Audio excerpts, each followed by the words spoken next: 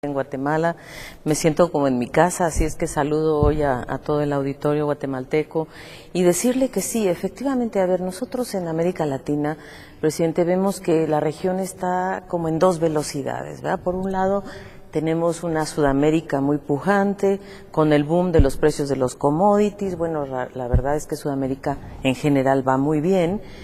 La región en general se ha recuperado bien de la crisis.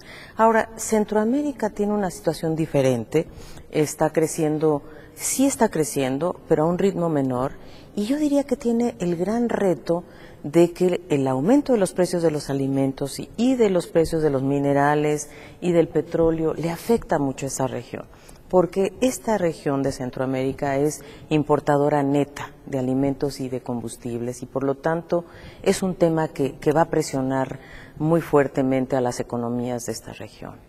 Y sí, los estados se debilitaron mucho durante muchos años y eso les hace tener muy poco espacio de maniobra para este tipo de situaciones internacionales. Actualmente tenemos problemas con el maíz amarillo, tenemos problemas con la harina, con el petróleo, y esto está afectando a nuestra población. Yo creo que la propuesta del presidente Leonel Fernández el día de ayer, en la semana pasada, fue importante. Creo que debemos entrar todos a ver cómo nos defendemos como región de estas agresiones de la especulación de alimentos. Yo creo que Guatemala además tiene una capacidad enorme, productiva, para poder avanzar. Y yo quería decirle, presidente, que en la visita del secretario general la semana pasada nos impresionó mucho ver la solidez que vemos en el Poder Ejecutivo de las propuestas que se están haciendo y en general yo diría que nos llamó poderosamente la atención en relación a esto que dice de la capacidad del Estado. Nosotros pensamos desde CEPAL que en América Latina tenemos que poner mucho énfasis en la hora de la igualdad. La igualdad, la equidad social es central. Para ello hay que darle espacio al sector público para que pueda tener un mejor gobierno. Y la verdad que durante la década de los 90 nuestros países perdieron capacidad de gestión pública, ¿no? ¿Cómo recuperarla? Bueno, la forma más importante de recuperarla es, la verdad es que profundizando la reforma fiscal. Nosotros hemos hecho mucho énfasis desde CEPAL de la importancia del pacto fiscal. Y el pacto fiscal no debe verse como una imposición, debe verse como una capacidad de la ciudadanía de aportar para su desarrollo. Es decir, usted bien lo dijo la semana pasada que es verdad que Naciones Unidas trae unos fondos, que los donantes traen otros, pero estos fondos que vienen son de impuestos que pagan en otros países y por eso nuestros países deben hacer un énfasis ahí. Nos impresionó mucho, presidente, al secretario general, a mí, por supuesto, el tema de la ley que están proponiendo ustedes de antievasión, la número 2, que yo creo que es una ley muy interesante porque habla de un reordenamiento fiscal. En realidad no es que se estén proponiendo más tasas, más impuestos, no se trata de eso, sino de cómo reordenar, organizar mejor la gestión pública tributaria, aduanera. Pensamos que eso puede ser una gran ganancia para el país. Sí, yo creo que la antievasión 2 es una modernización, es un ordenamiento del sistema fiscal del país y de la recaudación fiscal del país. Y creo que es una ley que no aumenta impuestos, lo que hace es reordenar los sistemas de cálculo de impuestos, muchos descuentos que se hacen y realmente no deberían hacerse, y eso va a permitir un aumento en los ingresos del Estado. La otra lucha que tenemos paralelamente a la antievasión, a la modernización fiscal, es toda la rigidez de nuestro presupuesto. De cada quetzal que recaudamos, solo 9 centavos se pueden utilizar para reorientar a las prioridades nacionales.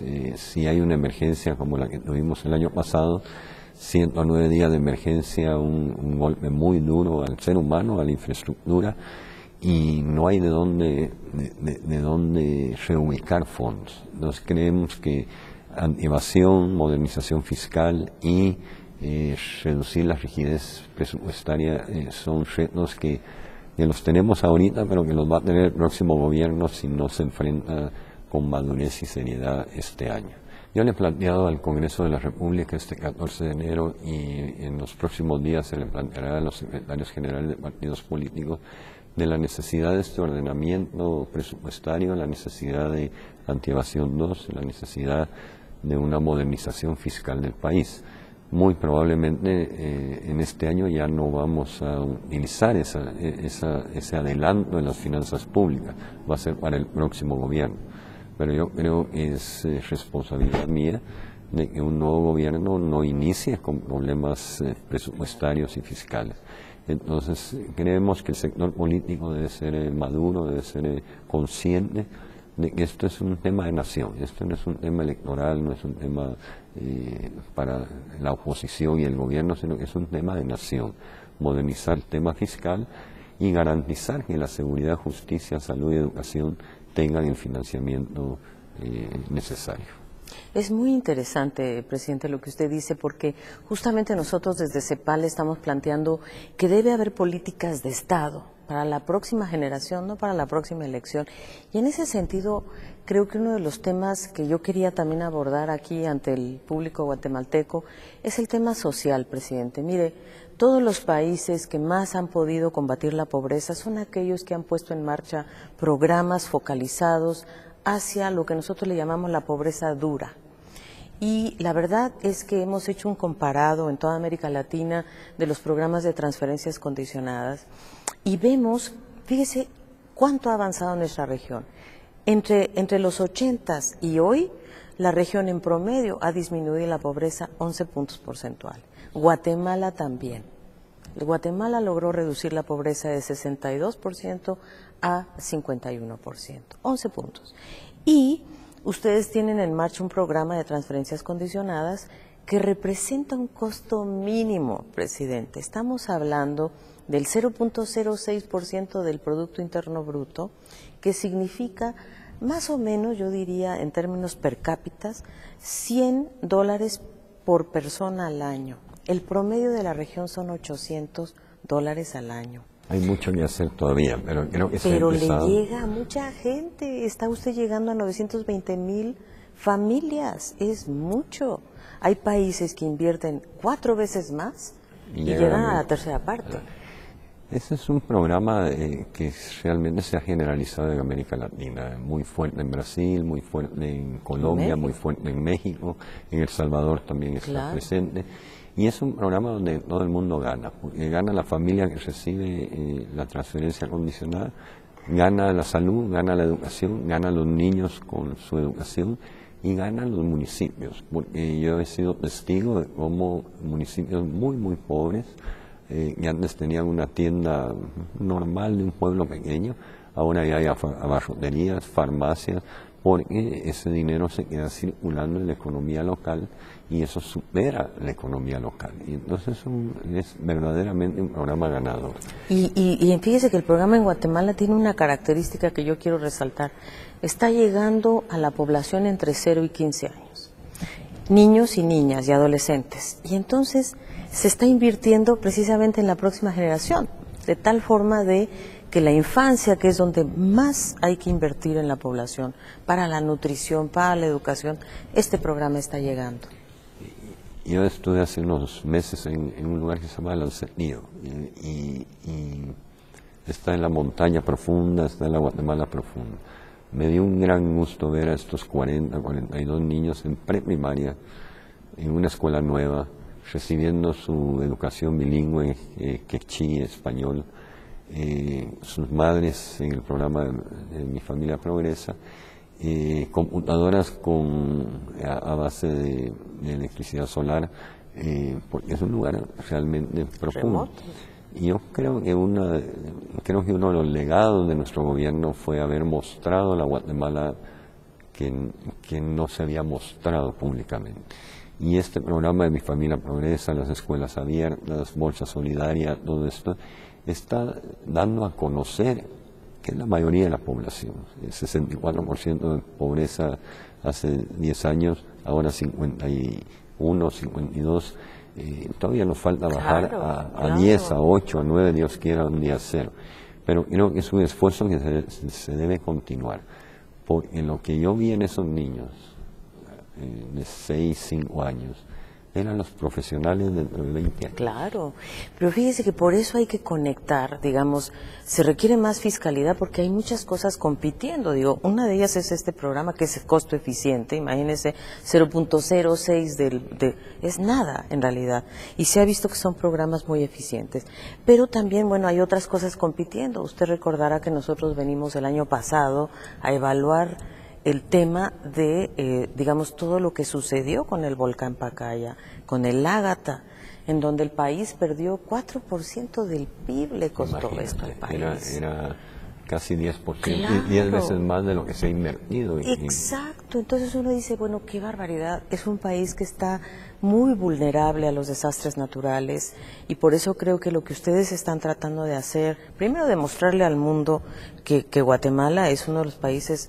de los 10 países más vulnerables del mundo y por lo tanto se requieren políticas de adaptación que no necesariamente tienen, ahí sí que creo que la comunidad internacional tiene que apoyar a Guatemala fuertemente. Bueno, mi querida Alicia, estamos ya por terminar el programa y creo que es bueno insistir en este tema de la reforma fiscal, de la modernización fiscal, de la evasión. Es una responsabilidad del sector político del país y creo que es un acto de madurez, es un acto de solidez de Estado, particularmente que estamos en vísperas de un proceso electoral y creo que el primer año de un gobierno es un año muy importante y no puedes empezar un año con problemas fiscales, con problemas de demandas sociales, etcétera. Y es por eso que yo he hecho ese llamado específico al sector político para que todos carguemos la profesión juntos y que eso no vaya a afectar a ningún partido en particular. Presidente, yo creo que nosotros venimos aquí a Guatemala porque creemos que usted está dejando un legado muy importante. Yo diría en 3 frentes, fíjese.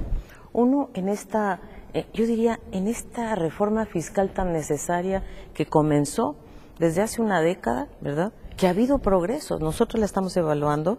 Yo tengo a mis 2 guatemaltecos estrellas, Hugo Beteta, Juan Alberto Fuentes. Estamos haciendo un trabajo porque creo que hay que mostrarle también a la población que hay avances, pero que es necesario avanzar más y que aunque sea un año electoral, al contrario, creo que toda la sociedad se debe colocar detrás de una reforma que va a ganar mucho el país. El segundo legado, presidente, que yo creo que es importantísimo es el multilateralismo que usted ha mostrado. Esa gran vocación de reunir aquí a los centroamericanos, de traer al secretario general, de llevar al ámbito internacional los problemas de seguridad, de crimen internacional que se vinculan con el primer tema, porque la informalidad, el hecho de crear informalidad es porque los estados son débiles, hay que fortalecerlos. Y el tercero, presidente, es su gran compromiso con la igualdad. Yo lo quiero reconocer aquí, su gran vocación por llevar adelante una agenda de igualdad, de incorporar y de incluir a todos, a los pueblos indígenas, a los más marginados, a los pobres. Creo que eso a usted se le reconocerá siempre. Yo creo que hay que hacer un buen equilibrio en la lucha contra la impunidad y contra la inequidad. Son 2 flagelos de nuestras sociedades que nos hacen polarizarnos, nos dan problemas de seguridad, nos dan problemas de armonía nacional. Bueno, estamos cerrando nuestro programa. Quiero agradecerle a Alicia su presencia, un saludo a todos los amigos de CEPAL allá en Chile. Muchas gracias. Y guatemaltecos y guatemaltecas, muy buenas noches y gracias por recibirnos en sus hogares. Muchas gracias.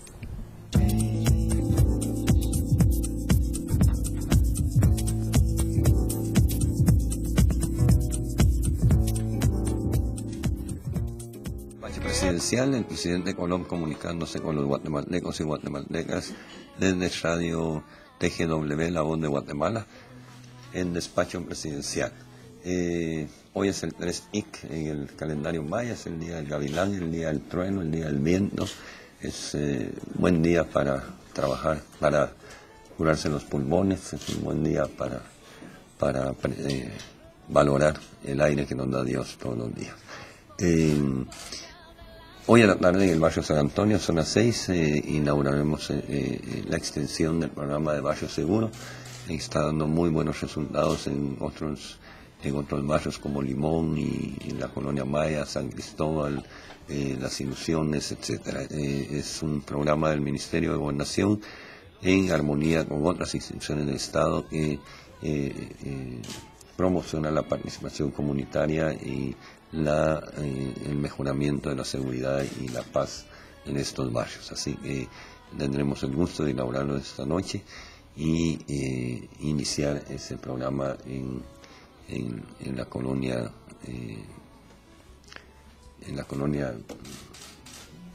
Barrio San Antonio. Barrio San Antonio. Barrio San Antonio en la zona 6.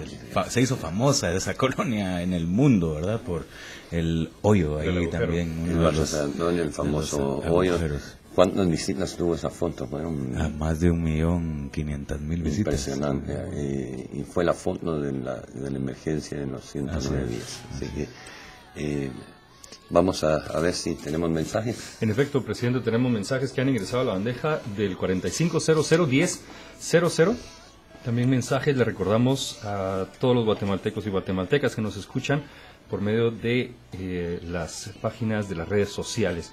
Juan José nos dice: buenos días, presidente. México es un gran país que tiene que verse como un aliado ante la lucha contra el narcotráfico y tratar el tema migratorio, por lo menos para que regulen a los trabajadores guatemaltecos que laboran de forma temporal en aquel país. Dina nos dice: un informe de la ONU refuerza lo que la doctora Alicia de la CEPAL manifiesta. Es importante que se realice una reforma fiscal en Guatemala. Se necesita ese salto cuantitativo. Francisco nos dice: México y El Salvador quieren aprovecharse de nuestras aguas que ofrecen a cambio de ello. Exigen que se las demos siempre limpias y que los caudales sean constantes, que le dan a Guatemala a cambio. Las aguas se originan en el país y son nuestras. Julio nos dice: buenos días, presidente. ¿Puede comentarnos sobre la visita a México? Habló con el presidente Calderón sobre la regulación de los migrantes guatemaltecos. María desde Villanueva nos dice: buenos días, presidente. La visita de Barack Obama en El Salvador se hubiera aprovechado para dar seguimiento al tema del TPS para los migrantes guatemaltecos que residen en los Estados Unidos. Edgar nos dice: buen día, presidente. Comentarle que todos los sectores de Guatemala debemos de entender que el modelo fiscal que tenemos ya es obsoleto y si queremos salir de los problemas de inseguridad, pobreza, etcétera, debemos consensuar la creación de una nueva tasa fiscal. Dos últimos temas muy importantes y que tienen que ver con algo que el día de ayer también hubo algún nivel de movilización. Buen día, presidente. Camilo, desde Quetzaltenango. Creo que debe ser justo con el reglamento de las consultas populares. Las manifestaciones de los campesinos y pobladores tienen una razón de ser. Hay que tomar en cuenta a los grupos sociales, esto en parte por el tema del convenio 169, que en este momento está sujeto a discusión pública y a sugerencias y propuestas. Y la última dice: presidente, ¿por qué está ordenando tantos desalojos? Pareciera que defiende a los grandes terratenientes. Hasta hubo un campesino asesinado en uno de ellos. Bueno, Juan José, definitivamente la agenda con México es una agenda extensa. Obviamente el tema humano siempre sale a relucir. Platicamos con el presidente, ahí el otro comentario. Platicamos particularmente sobre la reforma a la ley migratoria en México, que ya salió del Senado, está ahorita en 4 comisiones del Congreso mexicano, donde prácticamente se va a garantizar que nuestros migrantes tengan identificación. Esto trae el gran beneficio de que ya van a ser regulares dentro del territorio mexicano, claro, y no van a necesitar de protección de ningún tipo, particularmente de los polleros, los coyotes, ahora los narcotraficantes, etcétera, y se reduce el riesgo del tránsito por México. Esperemos de que antes de que termine el periodo de reuniones del Congreso se apruebe esa ley, y eso va a ser un gran adelanto en el territorio mexicano para nuestros migrantes. De eso hablamos extensamente con el señor presidente Felipe Calderón. La reforma fiscal es, reitero una vez más, es un acto de responsabilidad. Se requiere de una reestructuración fiscal y no es solo aumento de impuestos, es reestructuración del sistema de impuestos para que los impuestos que hay se paguen correctamente, se reduzca al mínimo la evasión de impuestos y se garantice que estos impuestos vayan con transparencia hacia las prioridades nacionales. En el caso de nuestro gobierno, las prioridades nacionales son seguridad, justicia, salud y educación. Lo hemos demostrado durante estos 3 años, y definitivamente la reforma fiscal, el programa que presentamos con Alicia Bárcena es alrededor de eso. Alicia es segunda vez que aquí en Guatemala